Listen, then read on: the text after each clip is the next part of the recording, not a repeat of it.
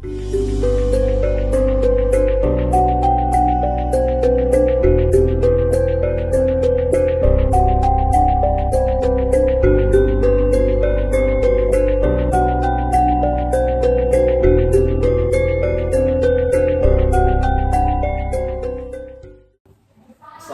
warahmatullahi wabarakatuh.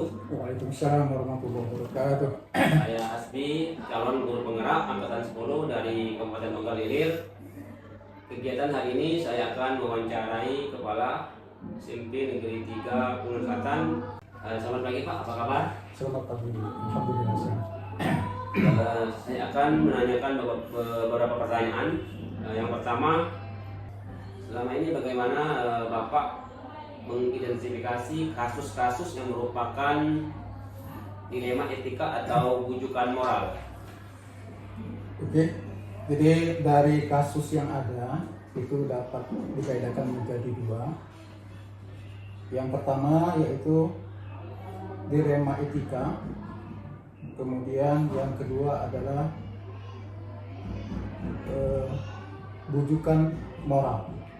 Dilema etika adalah yang berdasarkan antara benar dengan benar, sedangkan bujukan moral yaitu berdasarkan benar atau salah.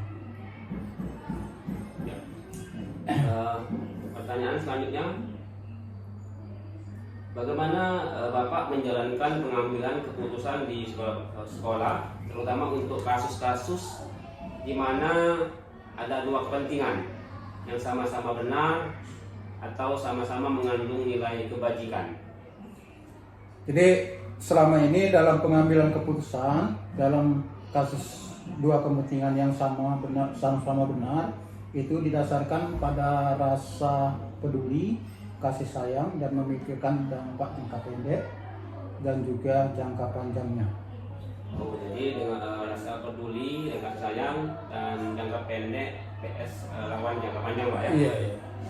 Pertanyaan selanjutnya Pak ya, langkah-langkah atau prosedur seperti apa yang biasa Bapak lakukan selama ini?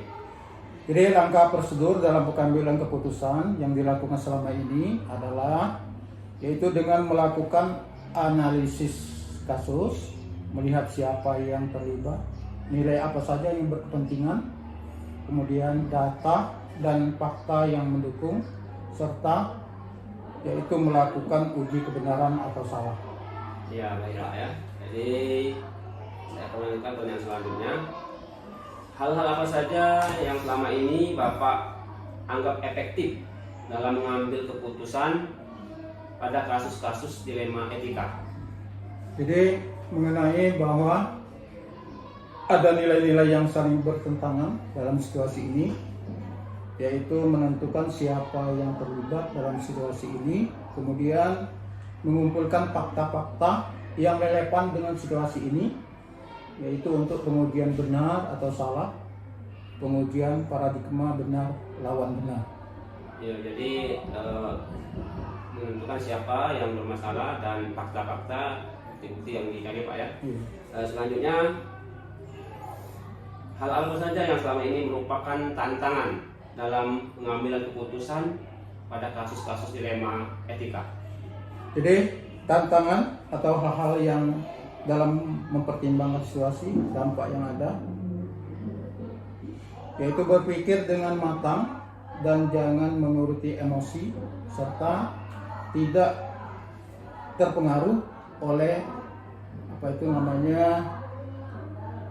arahan orang lain, kemudian dan menentukan tentang nilai-nilai kebenarannya. Oke Pak. Jadi tetap mengontrol emosi, mencari nilai kebajikan yang benar atau salah. Dan selanjutnya Pak, saya akan menanyakan pertanyaan yang berikutnya. Apakah Bapak memiliki sebuah jadwal tertentu dalam sebuah penyelesaian kasus dilema etika? Apakah Bapak langsung menyelesaikan di tempat atau memiliki sebuah jadwal untuk menyelesaikan ceritanya? Bentuk atau prosedur seperti apa yang Bapak jalankan?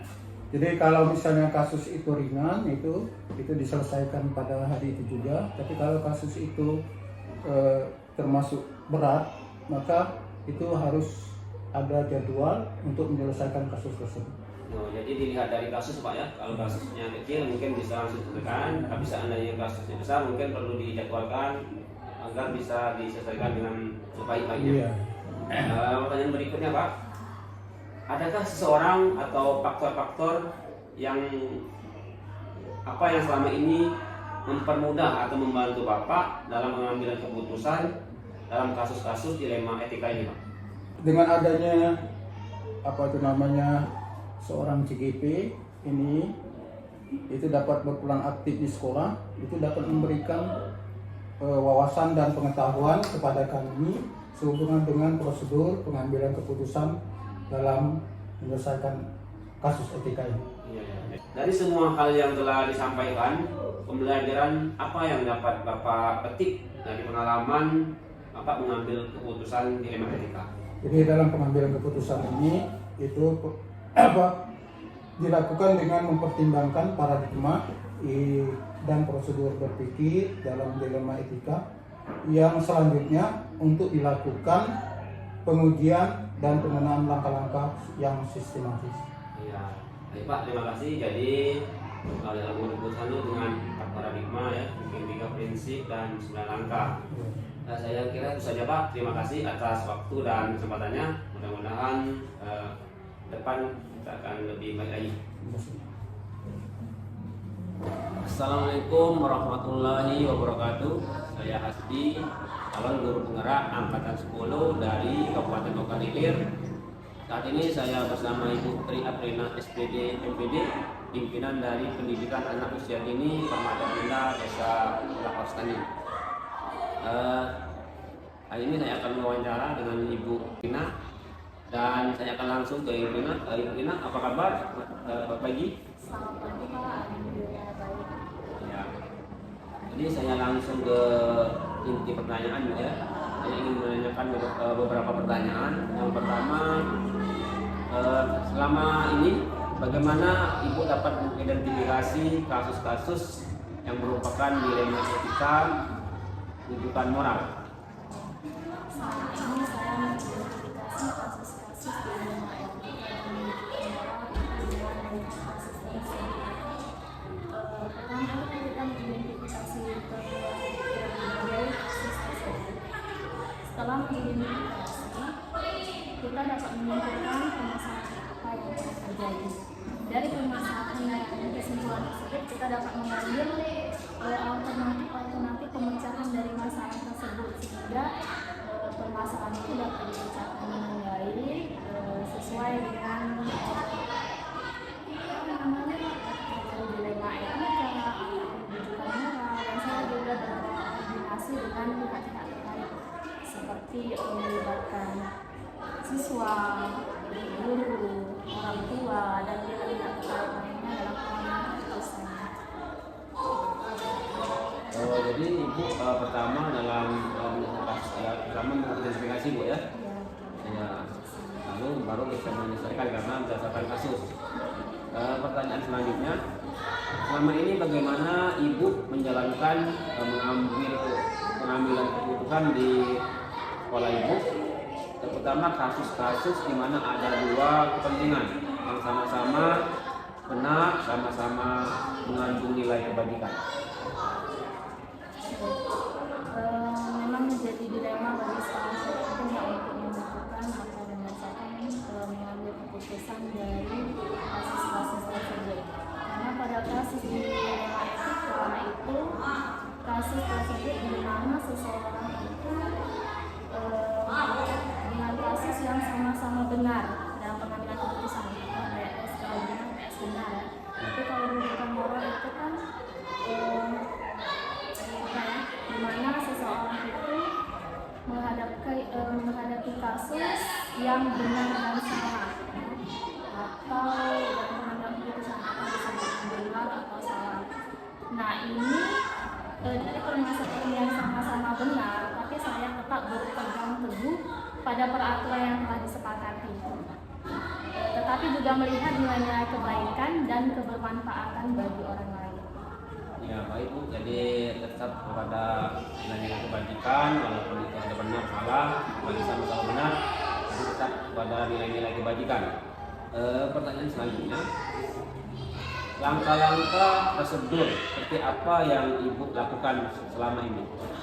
Baik, untuk prosedur yang saya lakukan selama ini, yaitu sebelum kami keputusan suatu permasalahan, kita cari dulu ya fakta atau data yang relevan.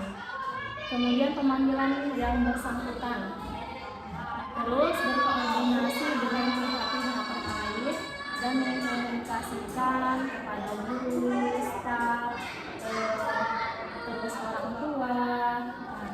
Setelah mengkoordinasikan kepada mereka, barulah kita bisa menyelesaikan masalah tersebut. Ya, gitu ya. Jadi salah satu pertama didata dulu, terus kemudian orang-orang yang berkepentingan baru bisa diselesaikan sesuai dengan pihak-pihak yang berkepentingan ya.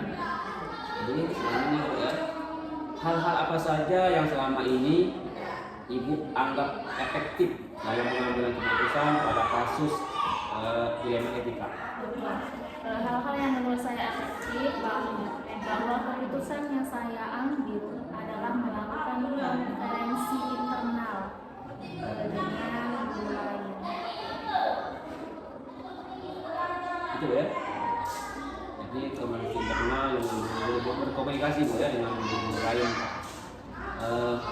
Hal-hal apa saja yang selama ini merupakan tantangan dalam mengambil keputusan pada kasus-kasus dilema etika? Untuk tantangan itu sendiri, kalau berkaitan dengan tantangan di sekolah itu sendiri, biasanya itu dari pihak eksternal ya. Kemudian itu dari anak-anak pejabat biasanya Pak ya. Kalau yang namanya di PAUD itu kan banyak anak-anak pejabat yang bisa dibedakan selatannya. Kalau di desa itu kan biasanya anak kepala desa. Nah, ini merupakan dampak pada kebijakan sekolah terkait dengan ikut campurnya dari pihak-pihak luar ya, termasuk juga dari LSM seperti itu Pak.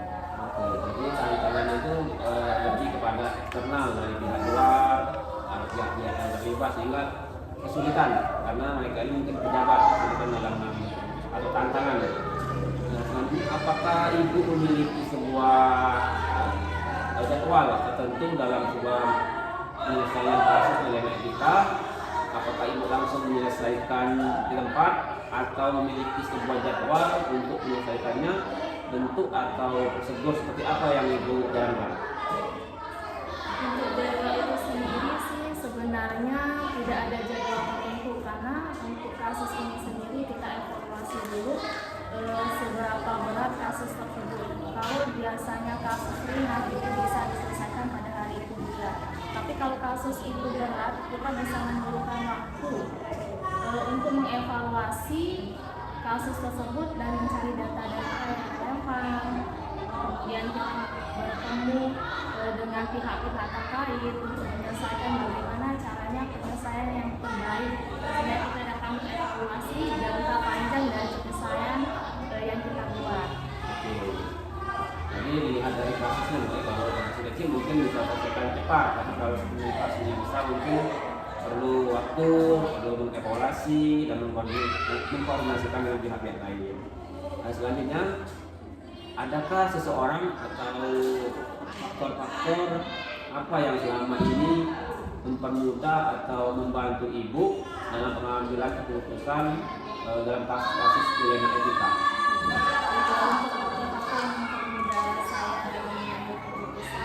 Itu adalah koordinasi yang baik dengan tim.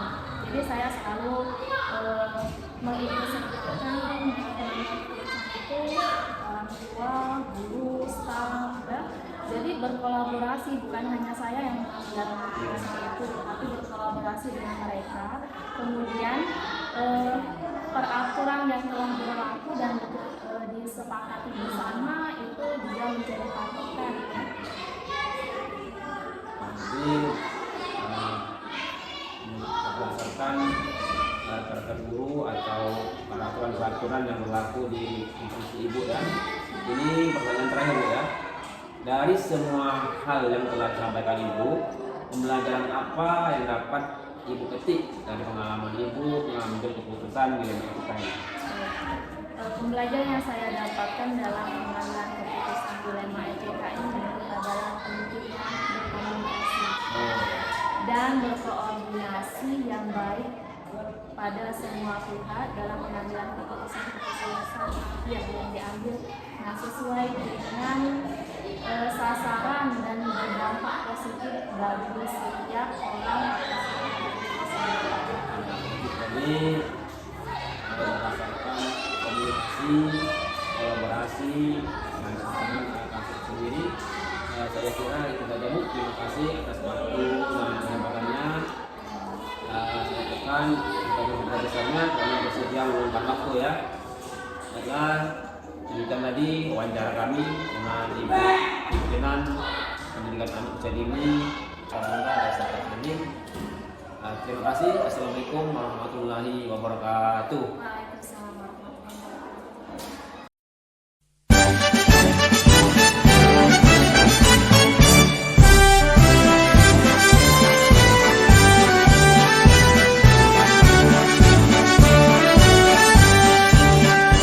Bulatkan tekad kuatkan hati.